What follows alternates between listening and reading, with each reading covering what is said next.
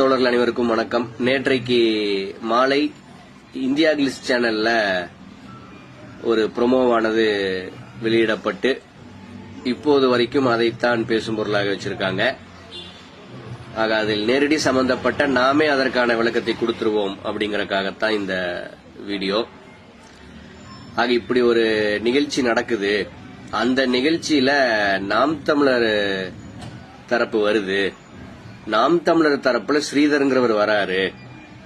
ஆக நாம் எதிர்ப்பை பதிவு பண்ணுவதற்காகவே அந்த நிகழ்ச்சிக்கு போவோம் அப்படின்னு ஒரு துளிவோட எந்த திட்டமிடலோ எந்த உள்நோக்கமோ இல்லாம தான் அந்த நிகழ்ச்சிக்கு நம்ம போறோம். நிகழ்ச்சியில வன்னியரசனை வராரு, செந்தில்வேலனை வராரு, நம்ம சந்திச்சு பேசலாம் இருந்தோம்.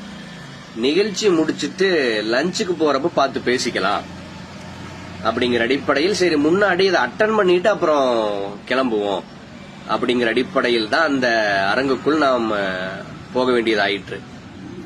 மற்றபடி இதுவரைக்கும் நம்ம இது போன்ற எந்த நிகழ்ச்சியிலும் நாம் பங்கேற்றது கிடையாது.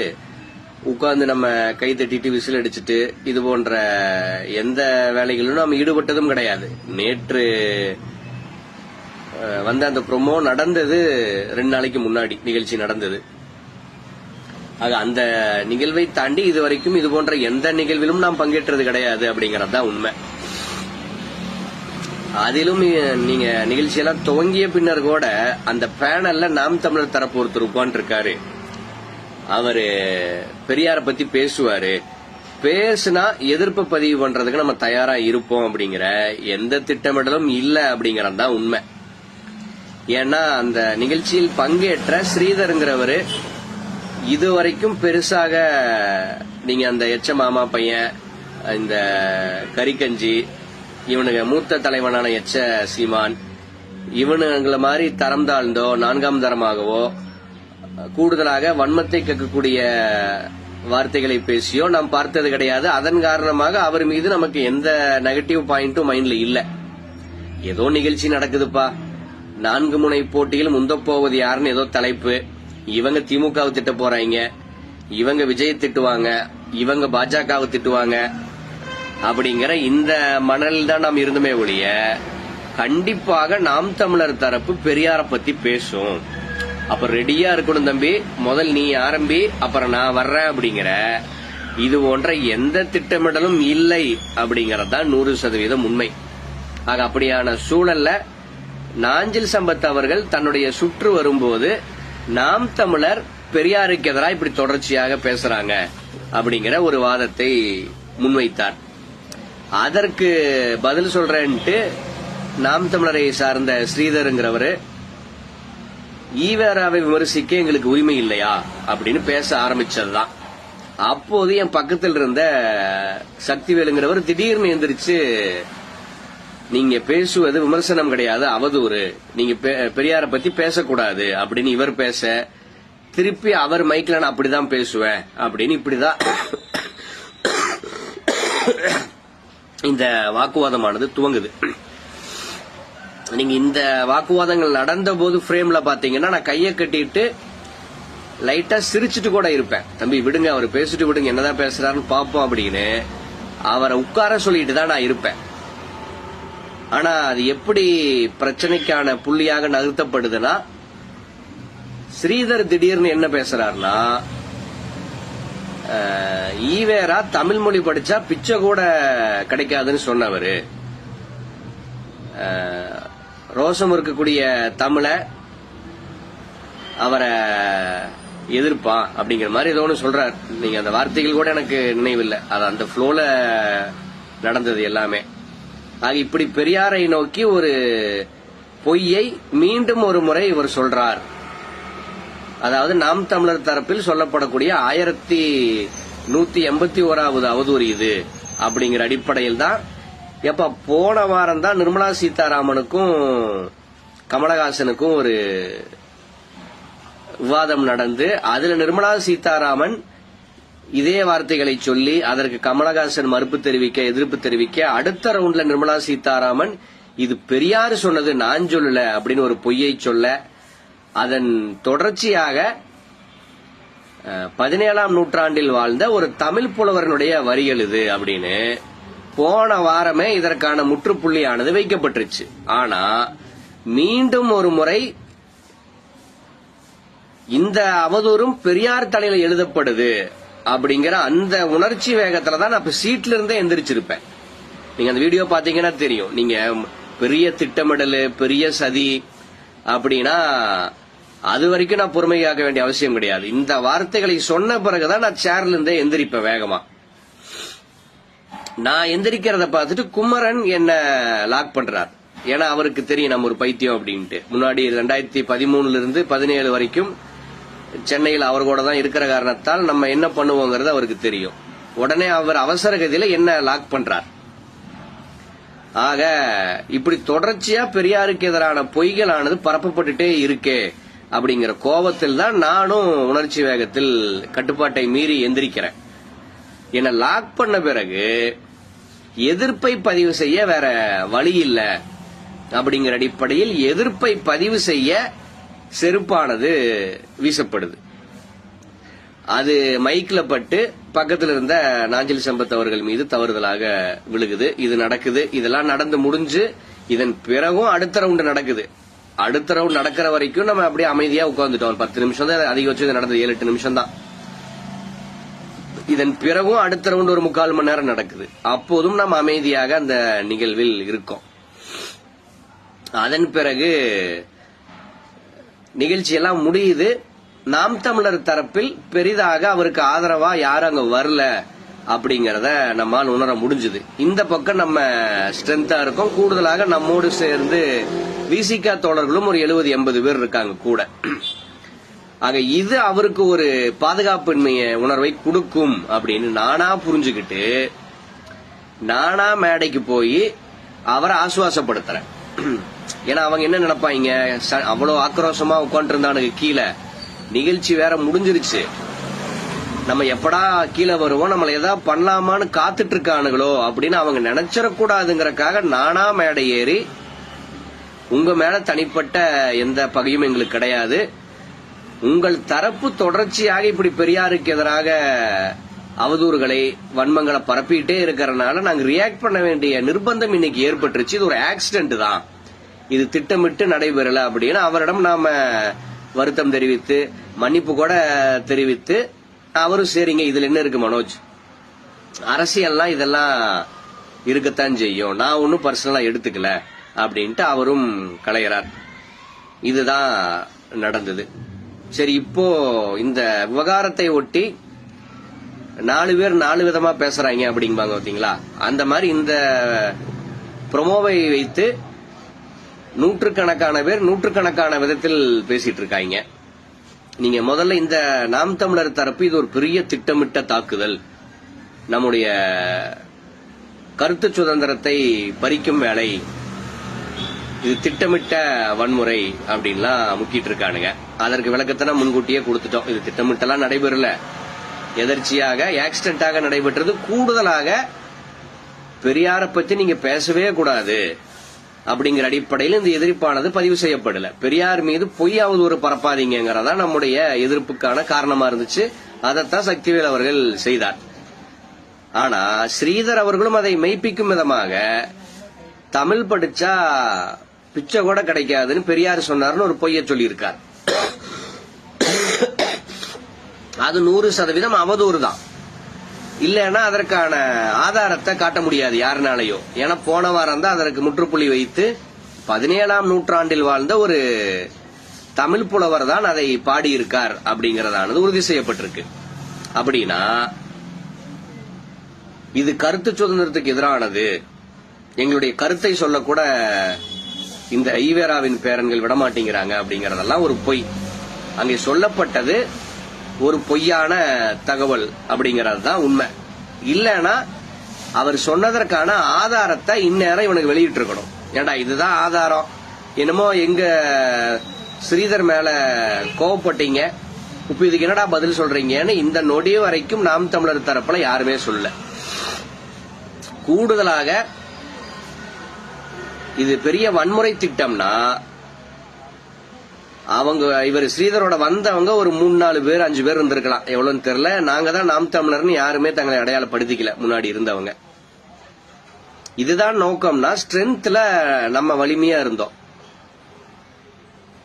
விடுங்கப்பா, அவர் பேசிட்டு கீழே தானே வரணும், அவர் அப்போ நம்ம பிரச்சனை பண்ணுவோம் அப்படிங்கிற புள்ளியில் நாம் அணுகி இருந்தா இது பெரிய வன்முறை சதித்திட்டம்னு சொல்லலாம். ஆனா இவ்வளவு எண்ணிக்கை பலத்தோடு இருந்த போதும் நானா வழிய போய் அவரை ஆசுவாசப்படுத்தி அவரை அமைதிப்படுத்தி ஒரு சமநிலைக்கு அவரை வர வைக்கணும்னு நானா ஒரு முயற்சி எடுத்து அதை செஞ்சேன். ஆக நோக்கம் வன்முறை தானா? இந்த அணுகுமுறையை நிகழ்ச்சி முடிந்த பிறகு நாம கையாண்டிருக்க போவது கிடையாது. இது ஒரு புறம். கூடுதலாக நான் போன பதிவுலயே பதிவு பண்ணியிருந்தேன், நேற்றைக்கு முன்தினமா கூட போட்டிருந்தேன், நேற்றைக்கு நினைக்கிறேன்.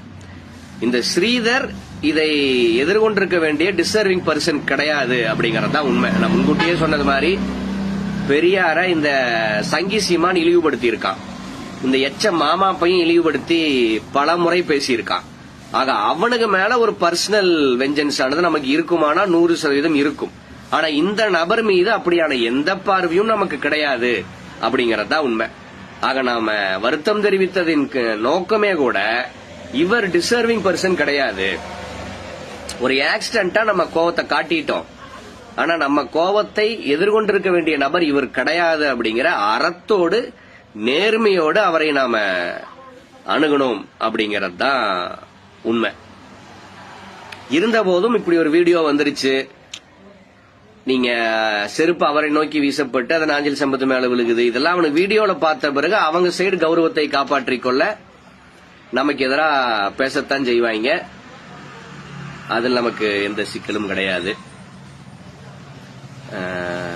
கூடுதலாக நான் முன்கூட்டியே சொன்னது மாதிரி திட்டமிட்டதும் கிடையாது. ஏன்னா அப்படி திட்டமிட்டு அவன் என்ன பேசுறான்னு கேட்டு அங்க போய் நம்ம பிரச்சனை பண்ணுவோம்ப்பா அப்படிங்கிற அளவுக்கு நான் பொறுமைசாலி கிடையாது. நான் பல முறை சொல்லி இருக்கேன், பெரியாரை பற்றியோ நமக்கு எதிராகவோ எவனாச்சும் வீடியோ போட்டா அதை நான் பார்க்க மாட்டேன். ஏன்னா என்னுடைய பிரஷர் என்னுடைய கண்ட்ரோலை தாண்டி இருக்கும். கோவப்பட்டா நான் கண்ட்ரோல் ஆக மாட்டேங்கிற அடிப்படையில் வேற தோழரை பார்க்க சொல்லி அவர் இதுதான் செய்தின்னு சொன்னதை உள்வாங்கி நான் ரியாக்ட் பண்றதுதான் எனக்கு எப்போதுமே வழக்கம். நீங்க அதே போல அப்படியான மனதில் தான் நாம் இருக்கோம். அதன் காரணமாகத்தான் இது போன்ற எந்த நிகழ்விலும் நாம இதுவரைக்கும் பங்கேற்றதும் கிடையாதுன்னு வைங்களேன். நேற்று எதர்ச்சியாக அந்த அரங்குக்குள்ள போனதே ஒரு ஆக்சிடென்ட் தான். அதெல்லாம் ஒரு பக்கம் இருக்கட்டும். இன்னொரு பக்கம் சில மண்டை வீங்கிகள் முற்போக்காளர்னு உட்கார்ந்துகிட்டு இதுதான் உங்க பெரியார் சொல்லி கொடுத்ததா, இதுதான் உங்களுடைய நாகரீகமா அப்படின்னு நமக்கு பாடம் எடுக்க சிலர் வந்துட்டாங்க. நம்ம ரொம்ப விளக்கெல்லாம் கொடுக்க வேண்டாம். பெரியார பத்தி இந்த எச்சமா சீமான் பையனும் எச்ச மாமா பசங்களும் பேசும்போது நீங்கெல்லாம் எங்க புடுங்க போனீங்க அப்படிங்கறதா நம்முடைய ஒற்றை கேள்வி. இன்னைக்கு நமக்கு பாடம் எடுக்கக்கூடியவங்க பெரியாரை பற்றி இவனுக்கு அசிங்கப்படுத்திய போது எங்க போனானுங்க அப்படிங்கறதா நம்முடைய ஒற்றை கேள்வி. எங்களுக்கு தானே துடிச்சுது. நாங்க தான் இந்த 2 மாதத்தில் 6 கருத்தரங்கு, 1 மாநாடு நடத்தி பெரியாரை பற்றி கிட்டத்தட்ட 60-70 ஆளுமைகளை வர வச்சு நம்ம இதுவரைக்கும் பேச வச்சிருக்கோம். ஆக இன்னைக்கு நமக்கு அட்வைஸ் பண்ணக்கூடியவனுங்க, நாகரிக வகுப்பு எடுக்கக்கூடியவனுங்க பெரியாரை இழிவுபடுத்திய போது எங்க புடுங்க போனானுங்க அப்படிங்கறது தான் நம்முடைய ஒற்றை கேள்வி.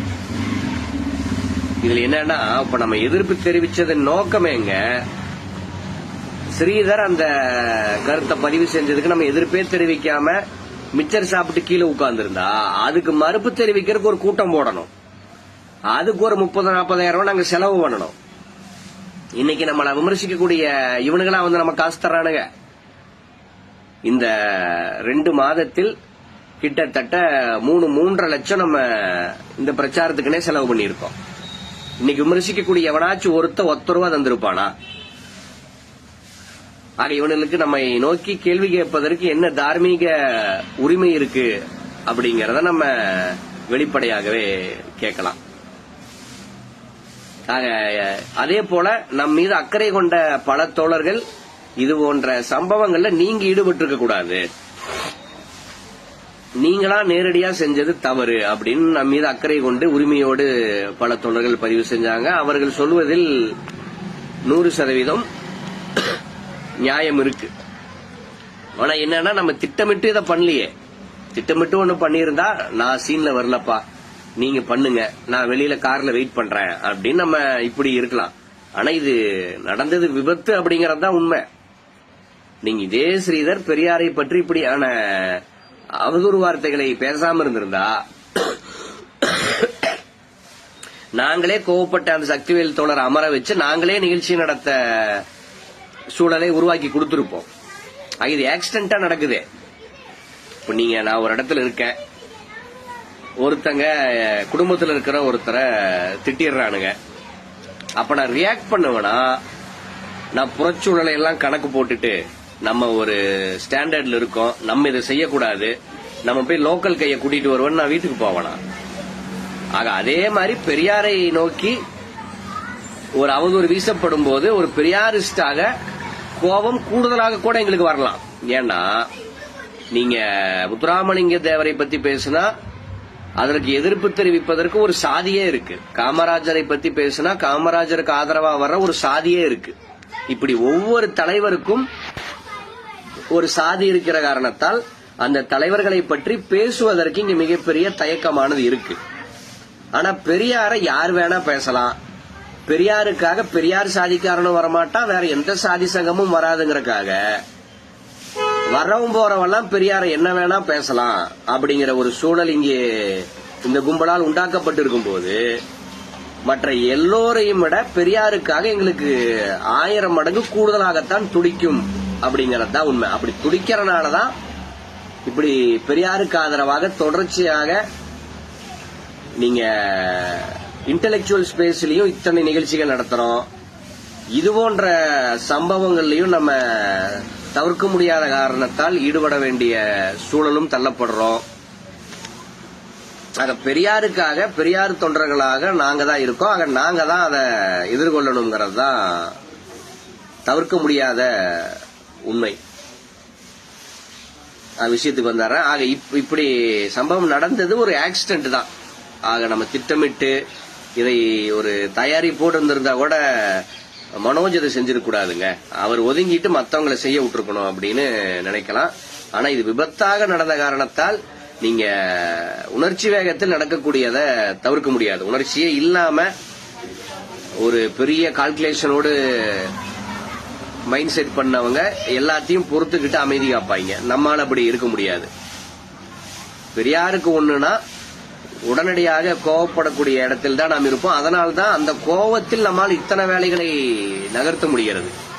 நீங்க நல்லா கூலா ஒரு பெரிய திட்டத்தோடு உட்கார்ந்துட்டுலாம் இத்தனை வேலைகளை செய்ய முடியாது. கோவப்பட்டு தான் இத்தனை வேலைகளையும் செய்யறோம். அதுதான் நம்முடைய கேரக்டரும் கூட.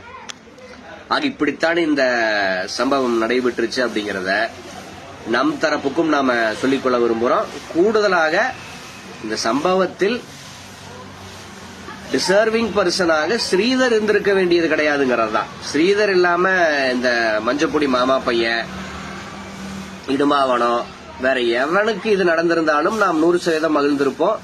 இவருங்கிற காரணத்தால் நம்ம கொஞ்சம் வருத்தம் தான். இவருக்கு இது நடந்திருக்க வேண்டியது இல்லை அப்படிங்கறது தான் நம்முடைய மனநிலையும் கூட. கூடுதலாக இது திட்டமிட்டு நடைபெறவில்லை அப்படிங்கறது நம்ம சொல்லிக்கிறோம். கூடுதலாக இது ஆக்சிடென்டா நடந்த காரணத்தால் நம்ம இதில் இன்வால்வ் ஆகாம இருந்திருக்கலாம்னு நினைக்கக்கூடிய தோழர்களுக்கு இது தவிர்க்க முடியாம உணர்ச்சி வேகத்தில் நடந்தது அப்படிங்கறதையும் நான் சொல்லிக்கொள்ள விரும்புறேன்.